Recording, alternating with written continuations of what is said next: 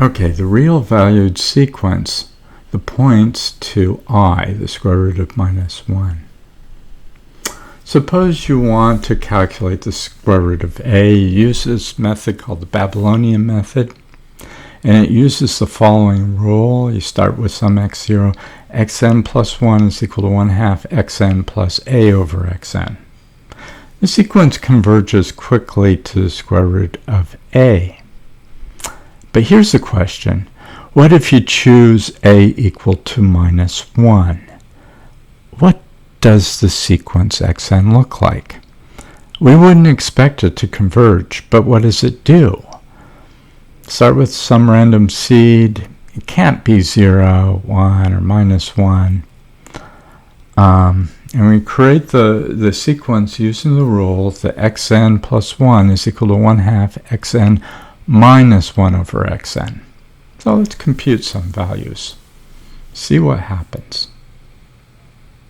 See if we see a pattern. So far, doesn't look like there's any obvious pattern. It's not getting close to anything.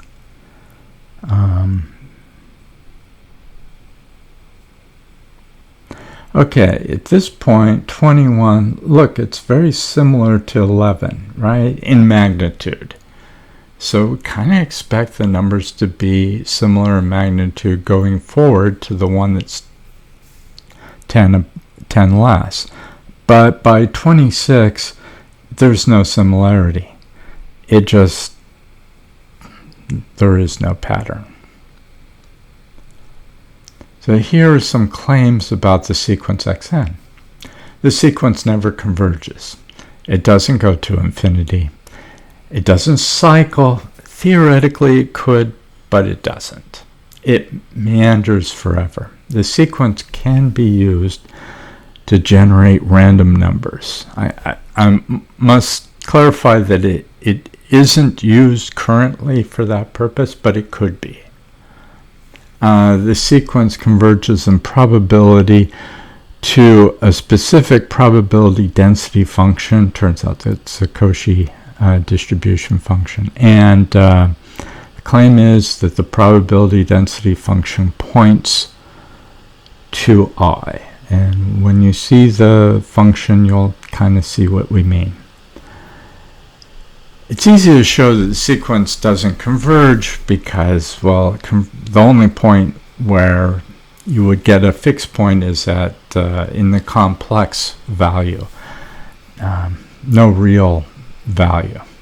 It also doesn't go to infinity. Whenever you get a big value, very quickly it gets small again because first you get a big value, then the values will quickly return to that smaller range.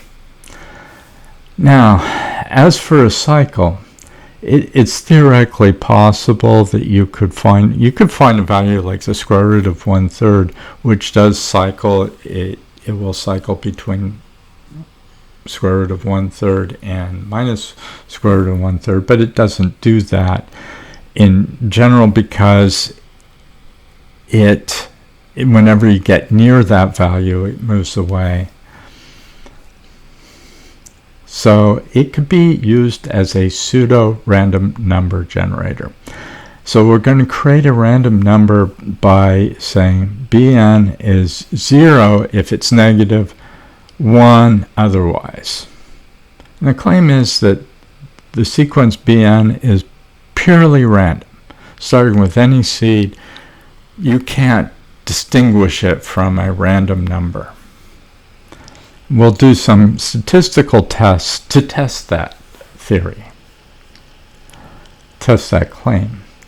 The difference between a random number, a true random number, and a pseudo-random. A true random number is based on a physical property that's guaranteed to be random, like radioactive decay. A pseudo-random number is based on a computer process, and it will repeat exactly if you put in the original seed value, or if you know any of the values, you can create all the values going forward. So the process might look random, but it might not have the properties of a true random number.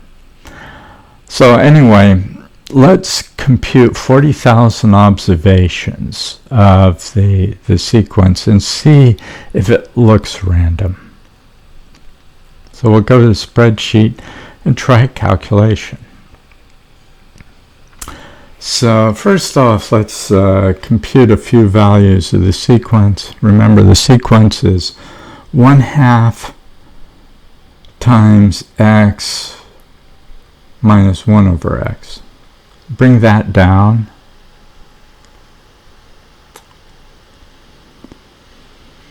And then the b is use the if statement, and if it's negative, we give it 0. If it's positive, we give it 1.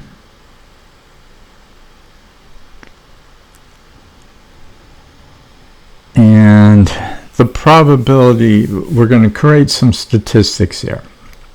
So the probability, the standard deviation is p times square root of p times 1 minus p, and with a probability of 0.5, it turns out the standard deviation is 0.5 as well. 40,000 observations. The range is based on a normal distribution approximation. It's 1.96 times the square root of the n and the standard deviation. And it turns out to be 196. So 20,000 plus 196 is the high value. So I'll type that in. It's 0.5 times 40,000 plus the high value, which is half the range, 196 there. And then the low value is the same thing but minus. So 20,000 minus 196, which is 19,804. Now, the midpoint is just 20,000. Now we have to have these numbers be integers. Turns out that in this case it is an integer, so we don't really have to do anything here, but in subsequent calculations we have to adjust it to be an integer, and I want the top value to be rounded down and the bottom value to be rounded up. So that's why I put in those adjustments. The reason why is because the range is just slightly, it tends to be on average 1 too big. And I'll type in the binomial distribution, which will calculate the exact value of the probability in this case.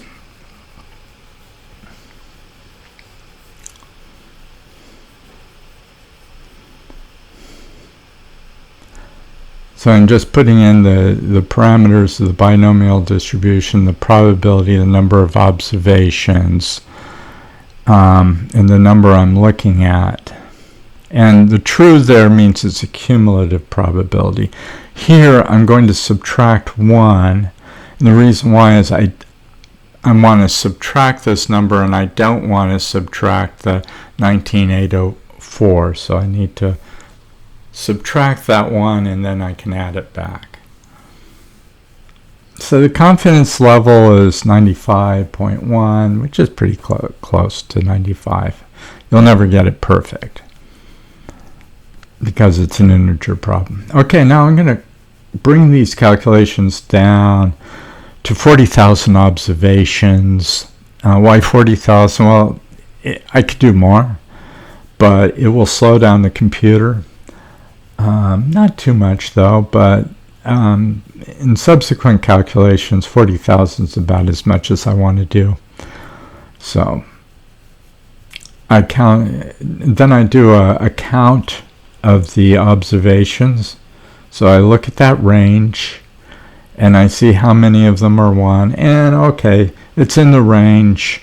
It's in my confidence interval, so it passed. I changed the number here just to see it change the count, but if it didn't wind up in the range, that doesn't count as anything because I only get one chance to do this test. Okay, so for exercise 2, I'm going to compute pairs of observations and see if pairs end up being 0.25, so that I get half the time I get a quarter of the time I get 0, 0, a quarter of the time 0, 1, just exactly what I would expect from an independent draw from coin flip. So let's change the probabilities here. All I have to do is type in that number, 0.25 there for the probability. All the other numbers are calculated. That's the beauty of Excel. It just calculated everything automatically and calculated a new range. Notice I do have to round the numbers in this case. And then here I'm just computing pairs of the process.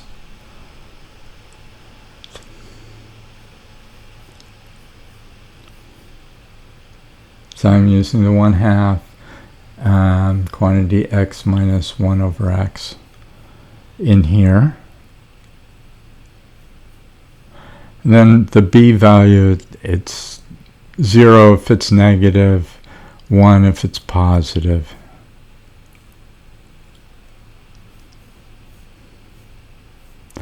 And then there's a code.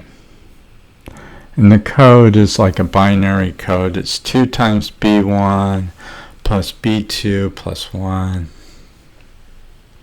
So it'll be either a number 1, 2, 3, or 4 for each of the possibilities.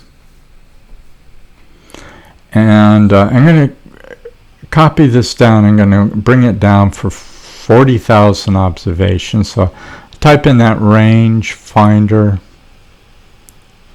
And I'll go to and type in the range. You can't see what I'm doing, but I'm typing in a range of from 33 to 40,032. Paste it in there. I think I have to adjust this because it pointed to not quite the right range. It's got to be 33 to 40,022. I'm changing the range right now. Bring that down. Now it turns out all of them are in the range, but I'm only testing the first one. And that's the only one that if it failed, it failed. If it passed, it passed. If the other ones failed, it didn't matter because you can only test one thing. I'm changing the value here just to see if the numbers change, but if it failed, it wouldn't count. Okay, one potential problem with generating random numbers from a single seed is that the correlations could be complex. So we'll need to look over longer chains. So we're going to look over chains of 10 to see if we're going to see a correlation. So this is a very specific test. If this were not true, this would not be even close to being true. So it's a pretty powerful test. Let's go. I'm not going to go through all the calculations because it's tedious and it's just like exercise 2, but I'm going to change the probability. That's the only number I had to change. 1 over 1024 is the probability of a success here. The range is the half range is 12 in that case, so I round off the range and say the range is from 27 to 51. So if I get anything in that range, it passed. And over there, I'm only testing code number 1. But I did calculate all the codes, and the code number 1 passed easily. In fact, 95% of the codes pass, and that's to be expected. But I can't test all of them simultaneously. I could test them all simultaneously, but not with this test. I can only test one at a time using this specific test. So I tested one, it passed. That's it. I'm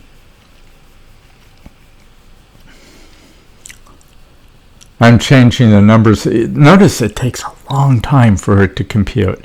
It just sits there for several seconds to calculate these values, but eventually it calculates the number. Okay. And again, it passed. If it failed, it wouldn't count because you only get one test. Okay, so it's easy to string by Bernoulli random variables. So those are coin flip type random variables into a continuous random variable like the uniform distribution. You just kind of treat it as a binary number, and you go for 80 digits, and that's a uniform. And furthermore, the cumulative distribution function, it maps any random variable to a uniform. So the inverse of that cumulative distribution function will map the uniform to any random variable. So you can create any random variable you like this way, if you just know the cumulative distribution function.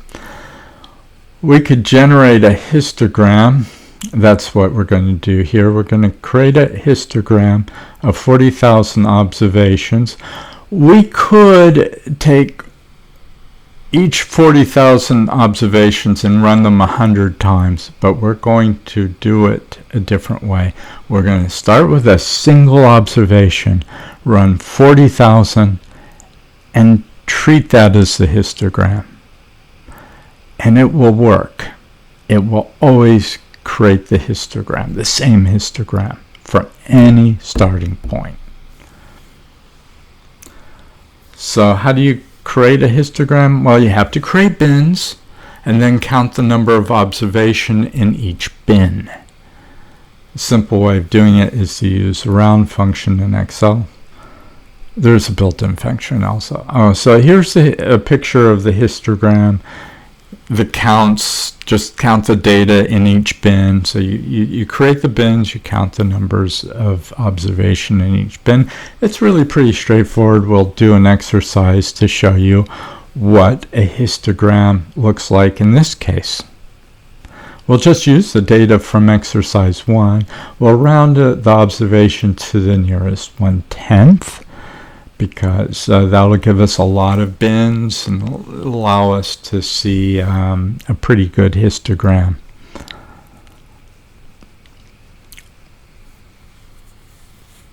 So here are my bins, and I didn't go beyond -10 or beyond 10 because it just becomes too many bins.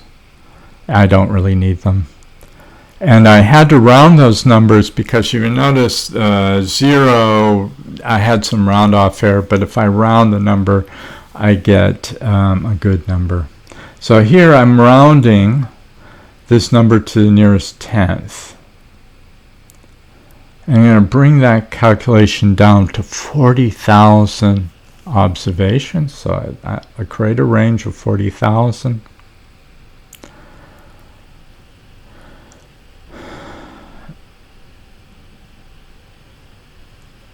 Paste that in, and then I can do a count. That's in the A column. And by the way, the B column I'm not doing in this exercise. So I'm just counting. I have to put the dollar signs in there because I want to count the same range each time. 32 to 40031. and I want to see how many are minus 10, minus 9.9, etc.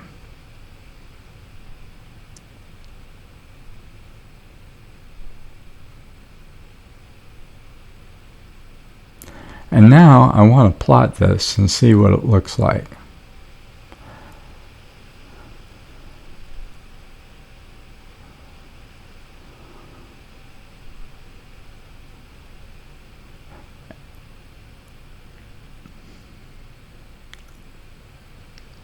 I'm going to use a stacked column chart. There's no...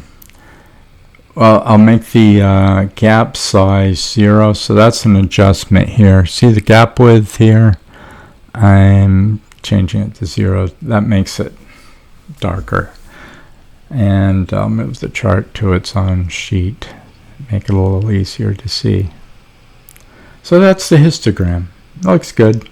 That's what I wanted to see. So here's the histogram. It turns out to be the histogram of a Cauchy distribution.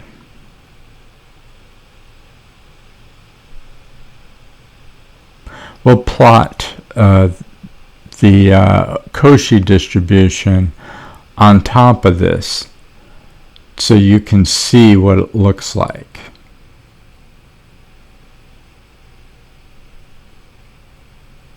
Notice the Cauchy distribution. Yeah, the claim is that it points to I. So B column here, I'm going to change that name to Cauchy. And here I'm just going to type in the formula.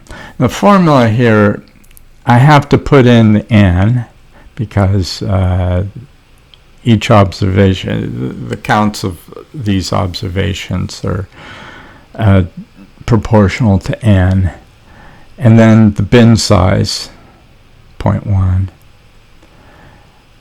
and then I divide by pi, which is a parameter in the Cauchy distribution. Pi shows up in most bizarre places, and then divide by 1 plus x squared.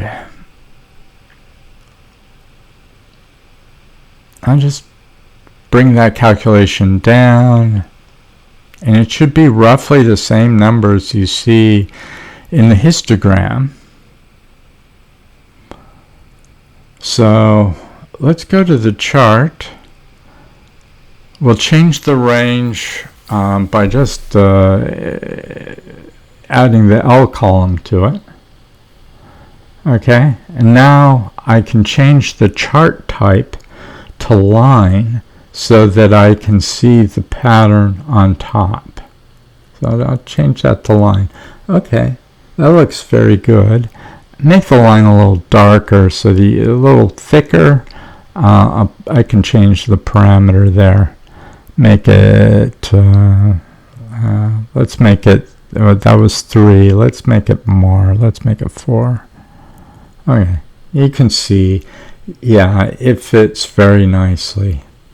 Here's a clear picture of that. You can see that the Cauchy distribution is a really good fit to the histogram. Doesn't matter where you start, you always get this. And again, the Cauchy distribution points to the square root of -1. Look at the function. Okay, now, each of these regions correspond to a probability of 0.25. So less than -1 is the orange region. That's 25% of the time you're in that orange region. 25% of the time you're in the light blue region, etc. Now this is the process maps a Cauchy to a Cauchy, but it also maps a if you're in the negative region, the orange region, you're always going to be in the negative region next time. If you're in the light blue region, you're always going to be in the positive region next time. So 25% of the time you go from negative to negative, 25% of the time you go from negative to positive, 25% of the time you go from positive to negative, etc. So that's why we were able to see those patterns in the B values, always getting 25%. All right, time to close the spreadsheet. Thank you.